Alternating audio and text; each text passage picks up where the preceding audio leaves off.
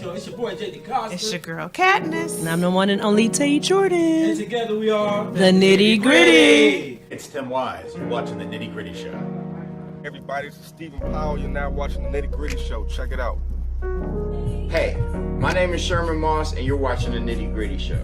Hi, I'm Pastor Grant Thompson, aka G. Ainsworth, and you're watching the Nitty Gritty Show. Hey, I'm Anthony White, and this is the Nitty Gritty Show. Yeah. Man, it's Jay Thompson. You're watching the Nitty Gritty Show. This is Max Powers, and you are watching the Nitty Gritty Show.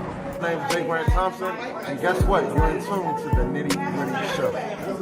I'm Will Jawando, and you're watching the Nitty Gritty Show. Hey, my name is Mitch Holmes, and you're watching the Nitty Gritty Show. This is Adeline Sandy. Go watch the Nitty Gritty Show. This is Pastor Rob, and you're on the Nitty Gritty Show. I'm Ray Pittman, and you're watching the Nitty Gritty Show. Hey, this is Shoni, Florida 4 Wilderness, and you're watching the Nitty Gritty Show. Yo, what's going on? It's your boy Penny Black, and you are watching the Nitty Gritty Show. It's time for the Nitty Gritty. Conversations get real loud. It's time for the Nitty Gritty. The revolution's not televised. It's time for the Nitty Gritty. Reaching out to your conscious mind. It's time for the Nitty Gritty. More than talking, we're taking action. It's time for the Nitty Gritty. It's your boy JD Costa. It's your girl Katniss. And I'm the one and only Tay Jordan. And together we are The Nitty Gritty. Look, happy to have a great guest on the show today. We have Jacqueline Hopkins. She actually hit us up through our Instagram. Yes. Yeah, and found out of the great work she's doing with Bloom Baby Bloom Yes. LLC. Yes. And so like she shouted us out, gave us a lot of love on social media. And then I think you guys started having a dialogue. And then you're doing some great work. So I'm happy to have you on. Thank you guys for having me. Yeah, Jacqueline is the founder of Bloom Baby Bloom LLC. It's an educational equity startup dedicated to teaching children of color through self-love, self-esteem, cultural pride, and acceptance. Also a Howard University grad with a bachelor's in sociology. And also her MBA in human resources. That's what's up. Yes. Has been very active in community. Just to name some of the community projects she's helped with. She's been involved with Project Change, Higher Achievement, Bread of the City, Community of Hope, the LeDroit Park Beautification Day, and Jumpstart, and many other programs. Yes. I know you've done a lot of stuff also with the local government too as well. So definitely have a wealth of knowledge. We're going to be talking about educating our young and the importance of those things that your program is working on. So I'm excited to have that conversation. And of course, before we get there, we got to jump to these to hell with. So I got a couple of them.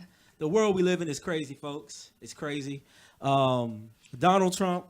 I know people say don't give him no energy, but he is the president, right? And you got to be able to check this dude. People, the citizens, it's our obligation and our duty to show that we're upset with his behavior. And then it's also our obligation and our duty to make sure that we vote out those in office that will support him, to make sure the things that we need for us are achieved. So we definitely got to do that. But of course, y'all already know why. His comments about these countries that he doesn't feel so highly about. And then the other thing, too, was the whole MLK proclamation document.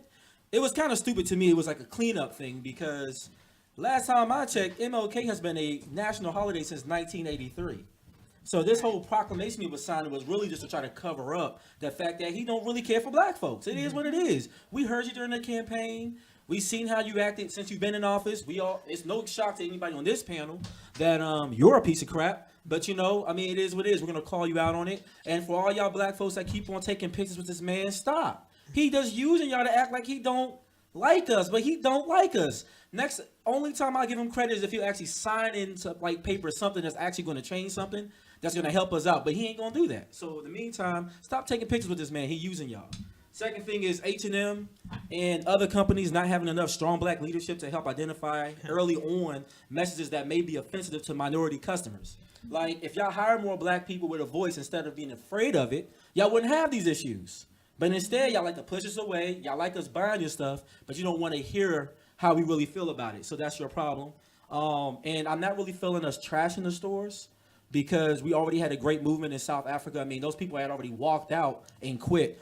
I don't feel like we needed to trash the stores. I know there's a lot of different opinions about that, but I would say it's to help with that. We don't need to swoop down to their level. We walked away with grace. Those folks part already got new jobs, and that was what's up. So I think that's all we need to do. Also, y'all could just get a shirt like this. My shirt says King. You know, we got the Nitty Gritty shirts. Like, so for, you know, you guys out there creating clothes, black folks will buy stuff like this. You don't have to call us monkeys in the jungle. Like, we like being labeled as kings and stuff, but I have to go online to find shirts like that. That's just a little helpful hint. Anyways, also, the trans women that try to force herself on Genuine. That's not cool.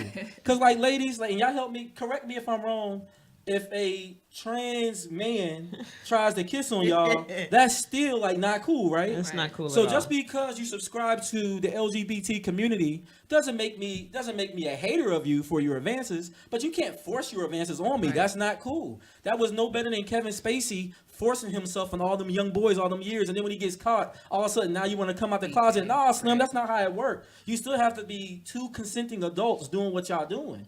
I don't hate you just because you're trying to kiss me on the lips and I don't want to kiss from you. That's not cool. So no, I just want to. I agree. I got 3 ladies here saying that I was all right for that. So, you know, y'all don't try to come for me. And then also, last to hell with Baltimore Hospital releasing the patient in the patient's gown. It was freezing cold outside. Thank God for the Good Samaritan that gave them proper covering.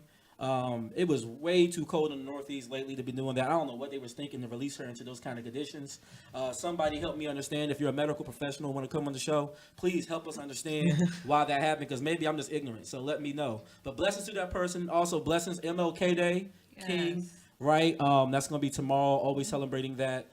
Make sure that you take that time to teach your kids about the civil rights movement, where we come from.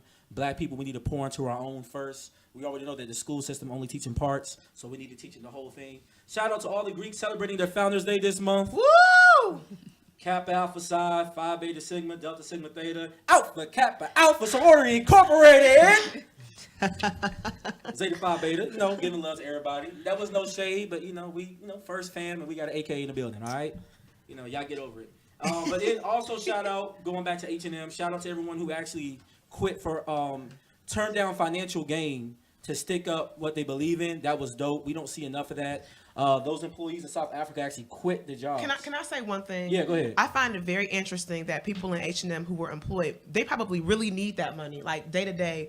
Were able to quit for the movement, but when we ask people to boycott the NFL, or we even ask NFL players to take a knee and or not play a game, or when the Clippers had the opportunity to not play for their racist owner, they couldn't do it, and yet you make millions of dollars. So one day or one game is not going to hurt you, but here you have people who literally probably can't get another job. Maybe retail is their only source of income, and they're yet willing to quit to advance the culture. It boggles my mind. I'm sorry. That's real. Yeah. And I mean, and the fact that we have big celebrities leave some money on the table because of what they believe in. G-Eazy, a white man, said, hey, look, I can't even be a part of that, or that's how y'all rocking. So he left that money, and then also The Weeknd. You know, and he's an Ethiopian brother, and he said, hey, bump it. I don't need that money. I don't need that money that bad. He won't sell his soul for it. So hopefully there'll be an example to many other celebrities that if this situation comes up again, where do I take money over culture, or culture over money, always choose culture, because you're going to be blessed in the long run. And not just culture, but it's the social responsibility that they have once you reach a level. And once you gain a platform, I feel like there's a social responsibility that you have to uphold. Yeah, for sure. So, blessings to y'all. And then a quick personal one. Mamie Altar turned 59. That's my mama. Happy B-Day, mama. Happy birthday, ma. And then I have a daddy girl out there, Amira Sarai DaCosta, will be turning 12 on the 18th. So blessings to you, baby. I love you. Oh, okay, so you are blessed and highly favored. Yes. And you're a Capricorn too? 3 Capricorns in a row. Shout. Making money moves. You know what? I'm not going to be mad at that. I'm not mad at that Capricorn ladies, because Pisces brothers run it. So, let's do it. All right. So, anyways, we about to get down to the nitty gritty. Of course, we're going to be talking about educating our youth. Before we get started, I got a video we're going to play. Maybe not play the whole thing, but it's pretty good. A conversation that was on, I think it was CNN, that they had. They did a report on schools. They focused primarily on Birmingham, Alabama. But, of course, the issues going on in any black city, we're going to see similarities, whether it's Detroit, Baltimore, D.C., wherever you're at. Mm-hmm. So, Jay, play that video for us, and then from there, we're going to get down to the nitty-gritty with Miss Jackie.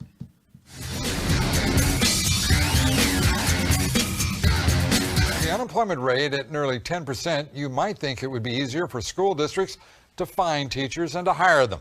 But some educational administrative officials say there simply aren't enough qualified math and science teachers in this country. So what are they doing? Well, at least one city is importing teachers from overseas. Sean Calebs has our report.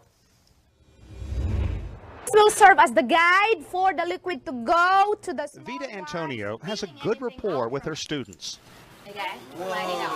Strong academic credentials, but is teaching in the United States instead of her native Philippines because Birmingham, Alabama City School District says it could not find qualified math and science teachers, so officials went overseas. If I am a teacher over in the Philippines and I did good, why can't I be good in Alabama? In all, Birmingham worked through a private firm to bring 7 teachers from the Philippines to cope with an expected shortfall in math and science areas. You're supposed to get the same answer. Students at Ramsey High School say this doesn't make sense. I think that it's in a sense sad. I feel it does open opportunities for connections with different countries. However, I think it also provides an incentive for other rising students who are interested in math and science to maybe stay home and try to educate those around here. So how did it get to this point? There are more than a dozen colleges and universities in Alabama alone that turn out teachers. Critics say they don't have a problem with the abilities of the teachers coming from overseas, but they do say districts like Birmingham simply aren't doing enough to find qualified teachers closer to home with the necessary skills in math and science. There are good, qualified Alabama teachers out there looking for a job, and they're willing to come to Birmingham, but Birmingham is not willing to look at them. The director of the district science department, Spencer Horn, who went to the Philippines on a summer recruiting trip, says that is simply not the case. Some qualified teachers would rather work elsewhere. Horn says there is a shortage of math and science teachers nationwide.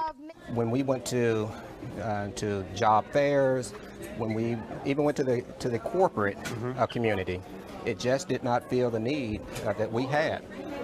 And we were not going to sacrifice our students just because we did not have quality people applying to us. The National Education Association agrees that it is a nationwide problem, but says looking abroad is merely a Band-Aid solution. The NEA says virtually all of these teachers coming from outside. So that was a cool video, kind of ties into what we're going to be talking about today. One thing that they didn't mention on this video, but when I was researching, getting ready for this conversation today, it's kind of like the elephant in the room there was that they didn't mention the fact that a lot of these teachers, they don't want to teach in certain school systems. And we see that everywhere across the nation where people outside of our culture, they don't want to teach our students because, for one, they don't give our schools enough attention as it is. We see what's going on in Baltimore. So a lot of these white teachers that are qualified, or, I mean, they could be anything. Sometimes black teachers even, they don't want to teach in those school systems because they're going to be underpaid. They're not going to have the tools necessary to do the job. And then they also look at the kids as if they're animals. So that's another issue. So there's a lot of compacted issues that, of course, they didn't go into there. But that's why we have shows like the Nitty Gritty, because we call that crap out. So just to kind of get started, I want to kind of talk about the miseducation of our youth. And one thing that you do is identify like achievement gaps and all of that. So I guess one of the questions is, I guess through some of your study, where do you see the issue kind of like typically pointing to or coming from when it comes to our kids not getting, the proper, they're not getting their needs or addressing this, so many issues going on in the school system? Where do you think a lot of time it starts? Oh, wow. I know it's like a loaded question. Yeah. Way to start you out, right? I think a lot of it starts with still identity, being able to connect to your cultural identity. And I think a lot of these schools, it's just, they have expectations for our kids already, as far as, okay, here's this information, math, science, start there. This is what you need to know as far as academic wise, but they're not connecting to the kids as far as who they are. I know a lot of my research of just looking on some of these school sites who say they service the child in a whole, but how are you serving a child in whole when you're not connecting that piece of cultural identity with them? So. Do you feel like a lot of the issue in the school system with them not wanting children of color to advance is because we know that it's a pipeline to prisons and that it's a systematic way to keep them kind of ignorant, keep them not motivated, keep them in this state of mind so that way they can have more bodies for prison since it's a business? I don't know if it's well, actually I do believe that it is intentional, but I do believe that a part of it is these teachers don't know where kind of to start as far as cultural identity with a little black kid like me. Let's say, for example, a non-black teacher, how do you tell a black kid, you're black and beautiful? You know what I mean? I don't think they would have that type of connection to be able to give to them, to, I guess, let that little black boy, a little black girl know that, yeah, you're black and beautiful, and lead with that. As far as the pipelines of prisons, I don't think that people care anymore. I don't think as far as these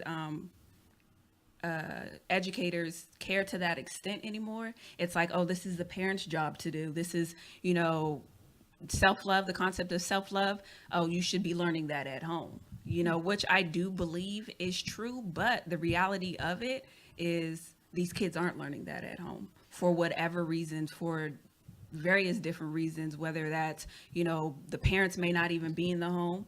Grandma may be raising, kids nowadays. So grandma may have 3 to 6 of her grandchildren in a 2-bedroom, apartment with no space. Those kids have no space to grow. And grandma has this added task to now teach these kids, yeah, love yourself. No, so I think the expectation is, yeah, they come to these schools thinking that these kids should know all that. But the reality of some of the conditions and the circumstances that these kids are coming from, that's not the case. And in research that I've read, there is a correlation between feeling good, having high self-esteem, and how well you will do in school. So why aren't we looking at that? Why aren't we, having more, funds go into self-esteem, building, or, equity programs such as, mine, to help our kids if our kids are the ones that are still lagging behind in this education gap. I had a question about the actual video. Now, it could be like a nationwide thing. I'm not sure how accurate it is obviously for Birmingham, but it could be a countrywide issue in terms of them not being able to find, because I think it's a lot of qualified teachers. So I find it very hard to believe that they can't find these qualified teachers. Now, what do you attribute the issue to causing them to have to go outsource? Is it because they're not getting paid, they're not willing to pay these teachers enough at home? I definitely think that's the issue. Okay. Is pay.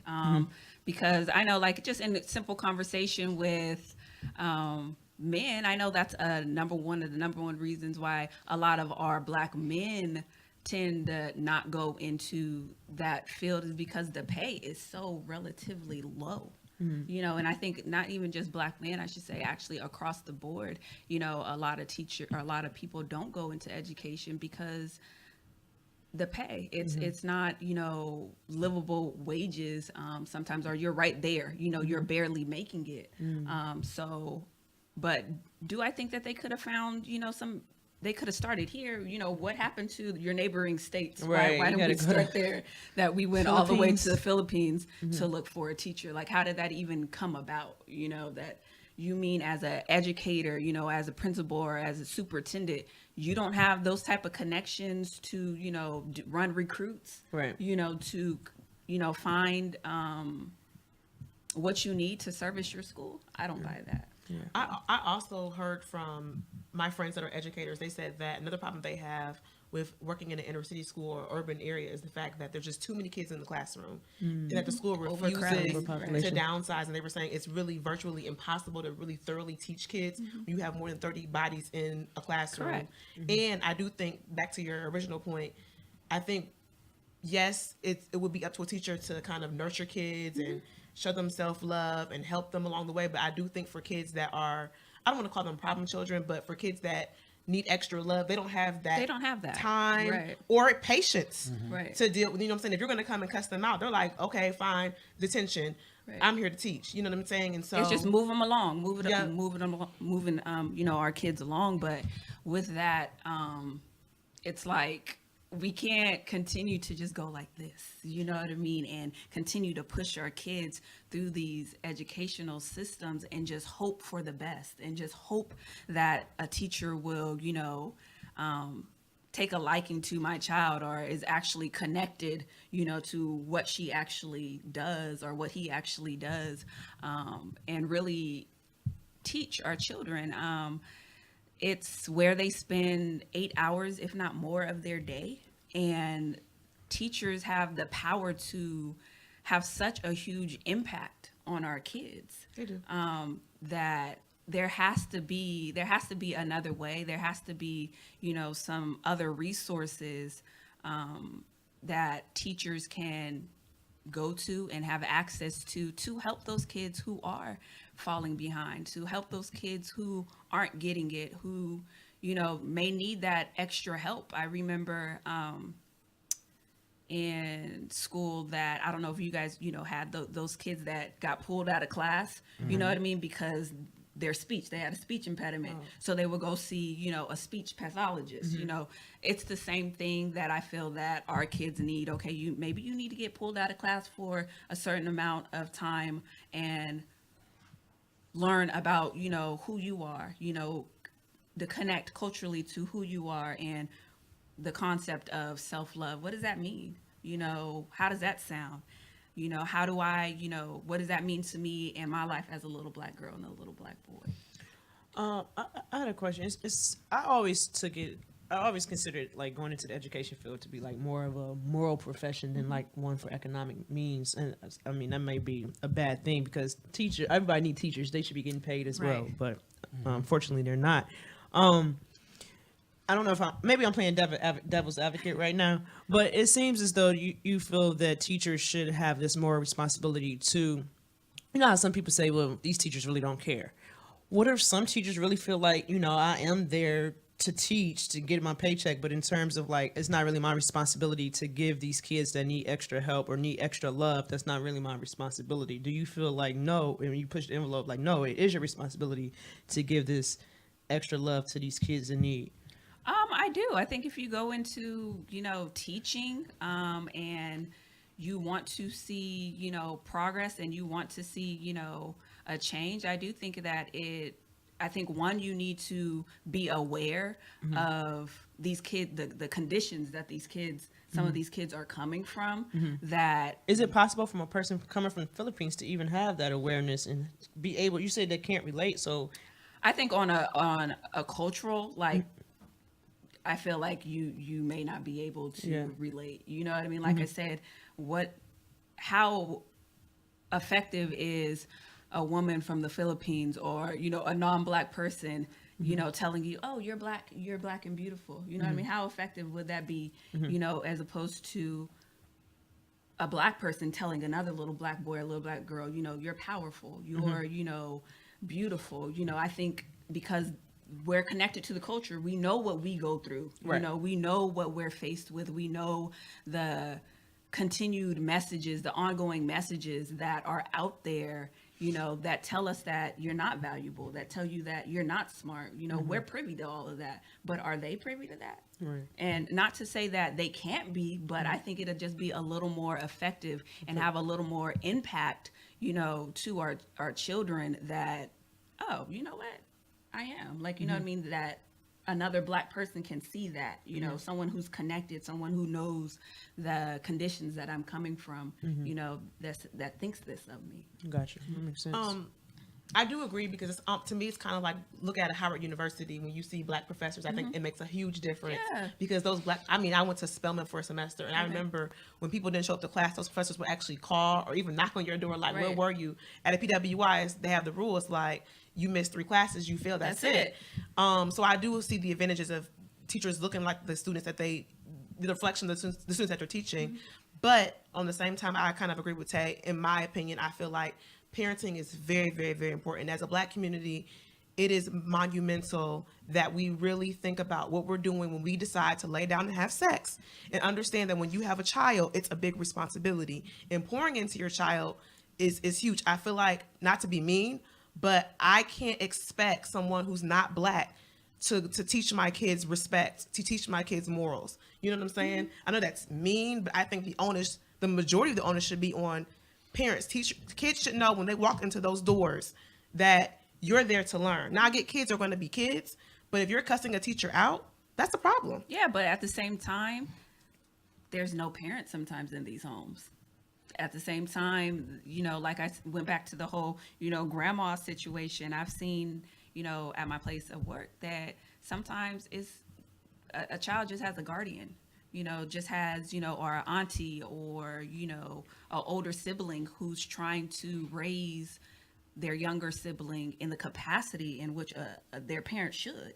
So there's that they're being misguided in a sense of respect. What's that? You know what I mean? They don't. So, go ahead. I would also say that with community, I think the thing that we haven't mentioned is community, though. So, like, I get it, because I think we're all hinting at some great things. Yeah, I get it that the white teacher is probably not going to be able to connect to the Black student, but then at the same time, if someone's job is just to teach you how to do a math problem, we see those teachers that go above and beyond, and I've seen some, white, Black, Spanish through my growing up, that were able to go a step further and try to encourage the individual, no matter what they look like. But not all teachers are going to go above and beyond and do that. Some are just going to do their base job, which is, you're here to learn German today, Einstein, drei, vier, fünf. You know what I'm saying? And that's it, right?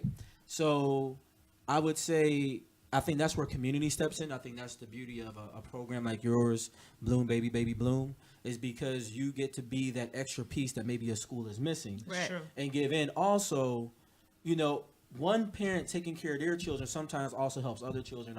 I think I stated this before in previous shows that, one thing that I loved about my parents is that they were involved in our education, but then not just involved with us, they were automatically involved in our friends' lives, right, or the people that we were touching, they also touched. Mm-hmm. So I don't sometimes, you're not going to probably buy those kids shoes and all of that, but sometimes just being an active parent, you end up being a role model to a kid that's not yours, but you're touching them some kind of way. So I think when we start embracing the community, when we embrace our own responsibilities for those that know how to, because we know that some families don't have the inner workings maybe to do it. Right. Yeah, but you may be a household who has that. And typically when you look around at our friends or those of us that may have come from a two-parent household, we could typically testify that that household end up touching other children that came around. Right. That's true. So I think it's important for those type of parents, for those of you out there who have those kind of conditions, to be involved in the school system, to be involved in the community. Because even if those kids don't have it at home, if they don't have the benefits of a Bloom Baby Baby Bloom trying to be involved in their area, they'll at least have that individual saying, hey, you know what? I remember Miss, Johnson doing this and doing that and helping us out. And that's that positive reinforcement that they'll go to for the rest of their life. So we could point fingers all day, but there's things we can actively do now. And I think a big part of that is just creating that sense of community again. And just everyone taking it upon themselves to say, look, I'm not just going to take care of mine. If I have a chance to say something positive to another youth, I'm going to do it. Right. And that right there starts changing the whole dynamic. And we could get back to what we used to have during segregation. Because when we couldn't be around them, we had no choice but to expect the best of each other. And I think in some ways, that's why you'll hear some of the old folks say, things were better during segregation because at least our community was strong, So that's a thought process. But then, another question I have of yours is when it comes to like getting engaged, what's one of the ways you've seen the best way to get engaged with the school system, or do you meet with a lot of resistance to even help or partner with them? So that's what I'm working on now. I'm actually starting with, teachers that are actually my friends, that I went to college with, and starting there first as just coming in. And even with my son's school, I start there with his teacher, like, letting his teacher know, like, hey, I'm going to come in, on X, Y, day and do activity or reading, and I just incorporate one of my own activities with the kids. So starting there, and then right now I'm in doing a lot of emails, calls on getting my program, on that level of schools. But I don't think I think a lot of right now is a good time for something like this in the racial climate that our country is in. And I think a lot of schools would be open to it. As I also look at it as a resource for anti-bullying as well, because in a lot of what I see that there's a no tolerance for bullying, right? But there's no like, what's your like solution? Like, what's your resource that you have for saying, hey, don't do this again? What is other than signing a paper or the next time you do this, you'll be expelled? That's just moving the problem from one school to another school. It's not really addressing the issue. So I'm also coming at it from that angle as well as like, hey, look at it this way, that it could also be used, a resource to use as anti-bullying. Like, I would like to see it just kind of like like how they have a AA for, alcoholics, a 12-step program or some type of, step program that if you have been identified as, a bully, then you got to go through this program, this 12-step program of completion, and talk about self-love, talk about, who you are, because obviously there's an issue on both ends, not just the person that's bullying, but obviously, the other kid as well. There's an issue on both ends with the children, and they both need to be addressed with something, with a resource, not just, oh, we're going to expel you the next time you do this. Now sign this paper.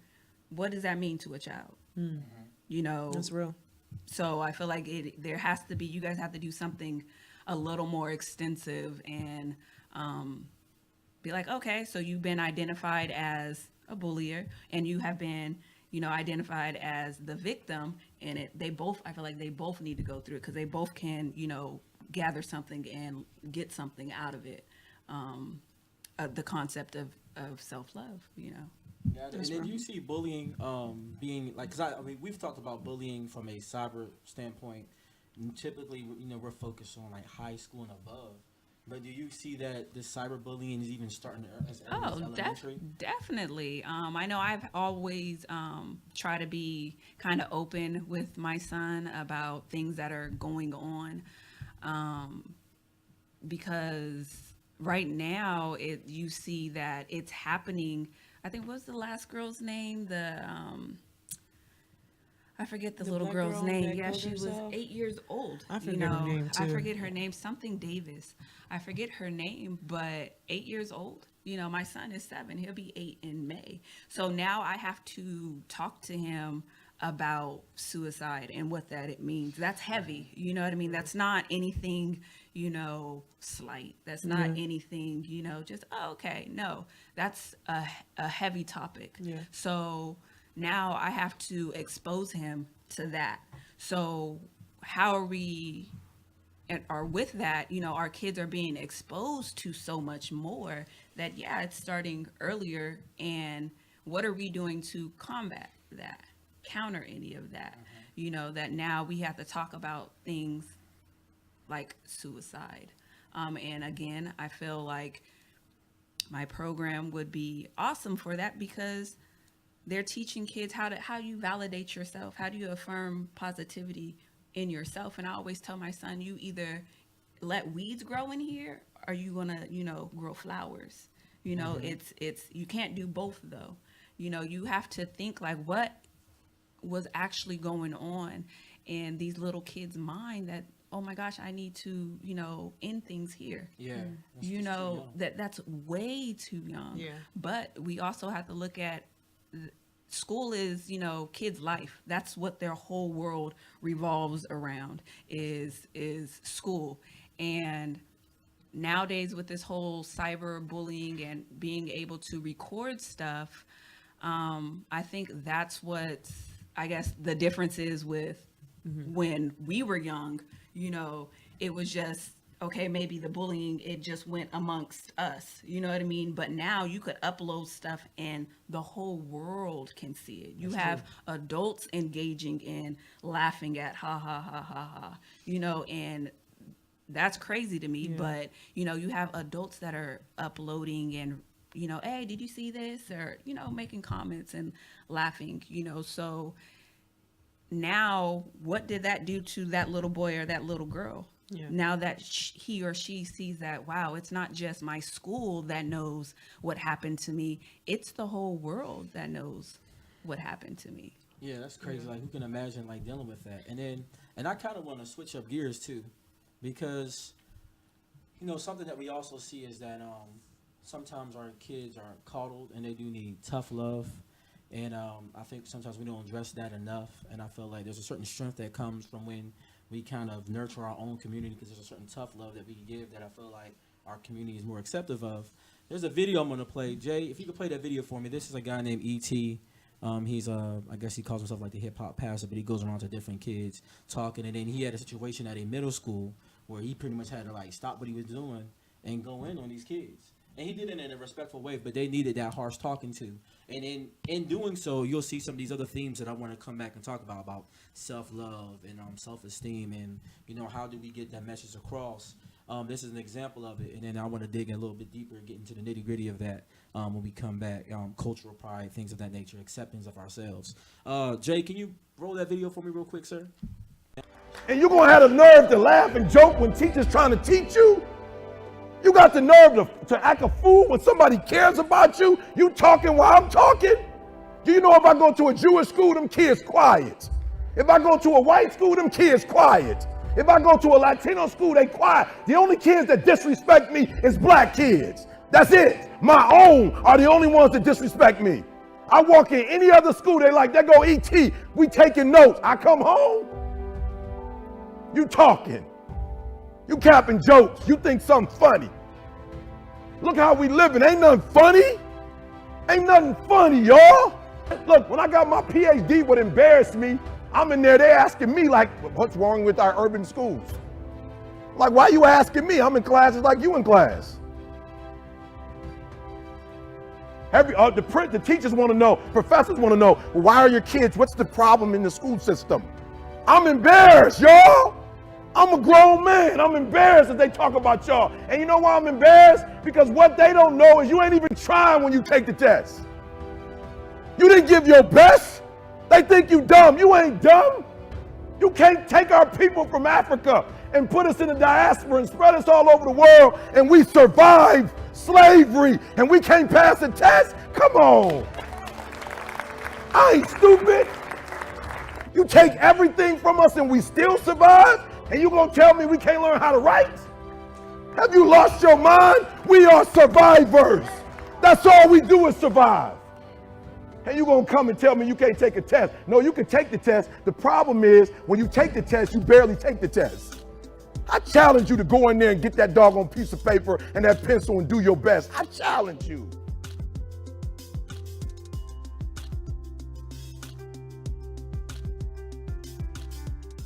So I really love that video. I'm a strong component and believer of just, you know, letting kids hear it like they need to hear it, and we don't do that enough. And I feel that also incorporates self-love. I mean, I think the problem is sometimes when people from outside the culture get onto the kids, they're focused too much on what they did wrong, but then they don't ever meet that with, this is what you can be. You could be so much better. You know, we were watching a series on Netflix called Last Chance U. It's on Netflix. It's about a school in Mississippi where they take these kids who may have not done well at, you know, a big SEC school playing football. This is their last chance.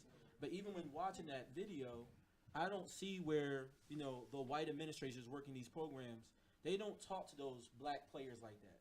They'll say, oh, well, hey, you know, so-and-so, you got to come to class if you're going to make it here. But they're not encouraging them, like, listen, you're black, you're strong. You know, this thing can't move without you. That message is never put into them. Only thing they care about is them doing just enough to get that C or a B To get by. so they can go back to the Alabamas or the Clemsons of the world, where we've seen the story at Alabama where half them guys couldn't even read Cat in the Hat a couple of years back. So it's important for us to encourage our kids like, hey, look, you're the best thing going. You're beautiful.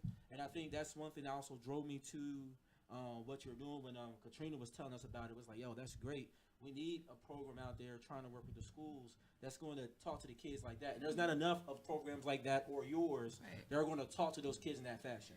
Yeah, and speaking of programs, how can we support your program? Like, it's something that we have to vote on? I think as far as like community-wise, it's parents need to start pushing, showing up to your PTA and start, also educate yourself, see where we fall in this educational gap, achievement gap, and it's widening.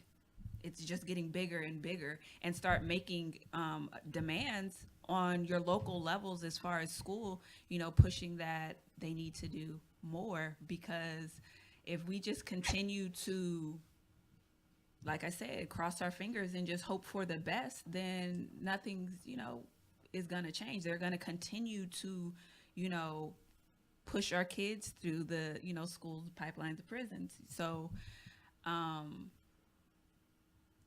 pressing, with your schools, showing up at PTAs and demanding that your voice be heard as far as what you would like to see at these schools. I know for me growing up, we had a program like that. I don't know, on the East Coast if they had or have anything like this, but I know back in California where I grew up, there was something not quite like this, but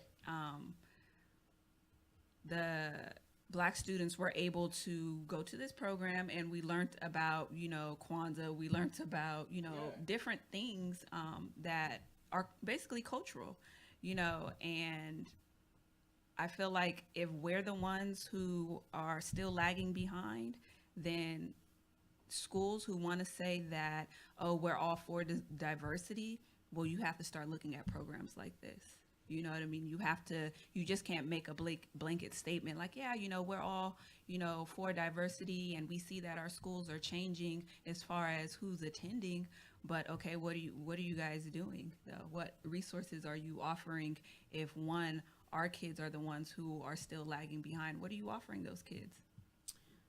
I have a question for the entire panel. Mm-hmm. When that man was just talking, I noticed that because I think because he was a man and had authoritative in his voice, it captivated the kids' attention. Do you think in the Black community that if we had more homes where the father was present, that would make a difference as far as people understanding discipline? Because I know in my household, when my father said no, it was like a very strong no, and we didn't challenge his tone. But when my mom said no, it was kind of like, or whatever. So I guess my question is, with this program or with advancing, kids of color to want to learn, do you think it would be beneficial to have actually more men of color who are implemented in the school system? Definitely. I think and I definitely would like to see us again on, board of director superintendents there. So it would be easier for us to navigate the school systems, because with anything there's a politics, with it. And like I said, it would be easier for us to navigate, and possibly easier for us to navigate so they can see that the need of programs as mine, whereas I may be met with a little resistance with non-Black, individuals. But like I said, at this time, I think that schools or administrators or educators would be open to something like this, because there's nothing necessarily like this right now that is being offered to kids as a resource that wants to assist in helping close the achievement gap. Because I can go and see, or go and run you down what you haven't done. So why not give this a try? You know what I mean? Because there hasn't been anything like this before. So. To answer your question, Trina, I think it definitely has a powerful impact for kids to see like men in the classrooms, even especially in the household. But I think, like, for instance, I grew up in a single parent household. Like, my mom was mom and dad. When she said something to me, like, that was authority. Like, no mean no. Like, and she's very authoritative. But I think that has a trickle down impact on kids as well, especially men. Like, I have a little brother, and I think you know how, like, they say that the saying, how does it go? Some black moms raise their daughters but love their sons. Mm-hmm. Yeah. And I think that's so true, and I think it had a trickle down impact. And I think that a lot of times, like, say for instance, if we have a bunch of white teachers, and that can have a negative impact on you. We always taking orders or being educated by white people or white women. If we have more black women teachers, more black men teachers, I think that could just have a better impact on our kids. Of course, it's going to have a positive impact. I don't think it could hurt, but I think something coming from a man is just a little bit more resounding So I think it definitely, we need to put a push on that. I know, like, is Teach for America hot anymore? Because I know for me, coming out of undergrad, everybody was trying to. That was the big thing.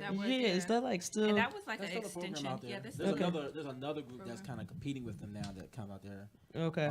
It's Educate America or America Educate, something like that. Because it seemed like they're making a push to have, or more people of color actually in these schools and teaching. I just don't know. That just blew me. Like when they was talking earlier about, like, they going all the way out to the Philippines. You can't tell me that it's not people that want to teach. I think they just don't want to teach in inner city schools. I think that's what it comes down to. People just, it's a challenge. It's stressful. They don't want to teach in inner city schools. I feel for teachers because I went to inner city school. I was always in honors, but even in honors classes, it's like you get some. Don't get me wrong. I understand kids act out. Maybe it could be for attention. Maybe something is going on at home. And I taught kindergarten for a year, and even with those kindergartners, it's just like, you can have problem kids, and it's like it's a lot on the teacher. Right. And I also think that teachers should have a paraprofessional, just off top, you should have a teacher aide, for these, because it's a lot. It's taxing on your spirit, Especially when these classrooms overpopulated, how they are. Exactly. Like, I remember subbing, and it just was. It's a lot. Everybody think it's an open field day. Like, oh yeah, they definitely did at Heights. I know we're running low on time. Can you talk more about your products and the actual services that your LLC is planning to provide, so that people know? So that way we can help promote you. And okay, so I designed with my graphic designer a collection of notebooks and pencils with positive affirmations on there, and people, they love my products, and it's like, I'm like, great, of course, because I put my time and thought into them. But the takeaway from it is, of course, the education piece, and to get our kids to write. You always hear, oh, let's change the narrative. But how, if we're not encouraging our kids to pick up, a pen and paper, pencil and paper, and connect it? You know what I mean? Yeah. How are we doing that? Just telling someone, oh yeah, change the narrative, but we're not teaching them to write it out. We're not teaching them to, put your thoughts on paper.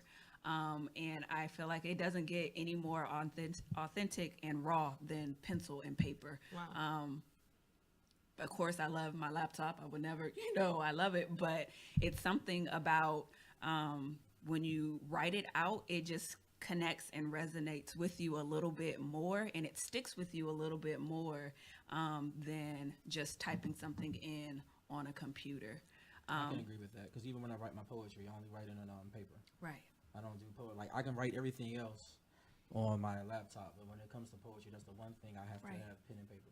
Right. Yeah. So it's like your dreams, write them out. You know what I mean? And be intentional with them. And it's not necessarily that I want kids, to like, it doesn't have to be, your thesis statement and all real constructive, No, just write it out. If a thought comes to you, write that out. I know for myself, that's how I arrived with my business, by writing stuff out, and now I'm sitting here with you guys talking about it, so it's, like I said, it doesn't get any more real than and authentic than writing it on pencil and paper. And with that, I just put positive affirmations on all of my products to just give kids that little reminder, that nudge, that, oh, you know what? Yeah, I'm powerful. Yeah, I'm black and beautiful. Because as I stated previously, this is where our kids spend majority of their days, is away from us in a classroom, 8 hours or more of their day. So having those little messages to be able to just remind themselves that, I'm powerful, I'm worthy, I'm supposed to be here at school, these resources are here for me. Well, I mean, I really appreciate what you're doing, and I want to, at the Nitty Gritty Show, we're all about connecting people to each other and trying to educate, and we can't do every program ourselves, and that's why having this platform, we're able to highlight these things. But we've had a lot of politicians on this show, so definitely we're going to try to connect you with them. Thank you. Because they have some influence on the school systems. Yep. And both of them, and actually the one we have coming on February 4th, all three of them are very passionate about education. And the cool thing about it, you'll get like the whole, like almost like the trifecta. No Virginia, right. but you'll have DC, you'll get some Montgomery County, but then you'll also get some Baltimore. Okay. So we'll definitely do what we can to support Thank that you. because we definitely need to make kids an agenda for us. And we have to be passionate about those things. And I like the fact that you want to expose kids to people like Marcus Garvey or Juneteenth or Kwanzaa, because they would talk about Kwanzaa depending on what school you went to. I went to a military school, so because we're federally funded and because of the atmosphere of the military, because they're in basic training, they're forcing you to work together. They had those programs for us, but then at the same time, we had like almost like an endless pool of money in comparison to a typical school system because we're on base and we're federally funded. And also we're probably a little bit more diverse because we're talking about all of the children of those who are in the Army. So it's always going to be a little bit more diverse atmosphere. They're going to make it diverse on purpose, just to make it work. So I know that I had kind of like a perfect storm of events working for me, but I do know that in the, typical community, you don't see that, in those civilian populations, especially in the inner city. So we need that, and because college is too late. Exactly, and that's when most of us are arriving. Because most people are learning in college now. The cool thing, and this is what helped me swag out in college, I knew this stuff because my parents did instill that into me at an early age. We knew who Marcus Garvey was. We knew about our culture. We knew about the Atlantic slave trade from an educational standpoint. These things were new to us, so it was cool to be a study partner with somebody. But like, college is way too late. It's far too late to learn that Martin Luther King didn't expect us to be taking out government handouts, but in all actuality, he wanted us to be financially self-sufficient. You're not learning that until you go to college. Right, and that's way too late to arrive to say, hey, I love myself, or hey, that this person that looks like me did this. Again, Black people, we should be upset about a couple of things, actually a lot of things, and education is one of them. Why is it that we are just finding out about, what's the Hidden Figures? Oh yeah. I didn't know about them until the movie too. Exactly. Yeah. Why are we, I'm 31 going on 32 just finding out about that? You know what I mean? Maybe that would have, inspired me to go into math. Like, you know what I mean? Or, want to work for NASA, or have that possibility that I can do this too. It shouldn't wait. It shouldn't take all the way for me to see like, okay, I need to go to a HBCU. You know what I mean? I shouldn't have to arrive that late in the game to start learning about myself and who I am. So yeah, that's true. And I mean, great conversation. I think we'll probably be seeing you again eventually. Yeah, I know that that's sounds gonna good to happen. me. Can't wait to connect you with some of the folks we've had on the show. Before we go, real quick, can you just tell people where they can find you, your social media? Social media, I have a heavy presence on Instagram. I am at Let's Bloom Baby. My website, www.bloombabyBabyBloom.com. And I'm still working on my Facebook, but I am on Facebook. I'm just under my name, Jacqueline Hopkins, so you can find me there as well. That's what's up. And Tay, can you tell them where they can find the Nitty Gritty Show? Most definitely. So Nitty Gritty Show, you can follow us or like our page on Facebook, of course, at the Nitty Gritty Show, and also follow us on Twitter at TBJ_Nitty Gritty Show, and also follow us on Instagram at the Nitty Gritty Show. That's what's up. Look, it's been a great show. Thank you, Jacqueline, for coming on. Thank you. Been a pleasure to have you. Also, for all those watching, just know that the Nitty Gritty Show, we're down to come out, kick it with you. If you have an organization, you want us to come volunteer a day with you, we would love to come out there. Also, if you're watching the show, you're a politician in the area you haven't been on yet. You know, this is an election year, so you got to come get your stamp on it from TNGS. So make sure you come through here. Also, for those watching, we will be supporting Will Jawando at the Silver Spring Civic Center tomorrow at 10 o'clock. I believe some Deltas are going to be there. Of course, there's going to be some brothers there. A5A going to be representing. And probably a lot of people from the Greek community. But we're going to be, Will Jawando will be there in his campaign. It's going to be a day of civil service for MLK. So if you are in the area, come out there at 10 o'clock. Love to have you. There's a lot of great things going on. So I know a lot of people look at it as a day off. I'm going to sit home, I'm going to chill. But let's try to do a little bit more. Let's spend some time out in the community. If you got the free time, go out there to the African American History Museum. Just do something positive with the day to truly commemorate a man who actually lost his life fighting for our rights. So this has been a great show. Once again, thank you for coming on. Thank you guys for having me. Thank you. And of course, you know, hey guys, it's the Nitty Gritty Show. You got to keep it up. And it's your boy Jay DeCosta. It's your girl Katniss. And I'm the one and only Tay Jordan. And together we are the Nitty Gritty. Y'all be blessed. Safe weekend. Happy MLK. We out.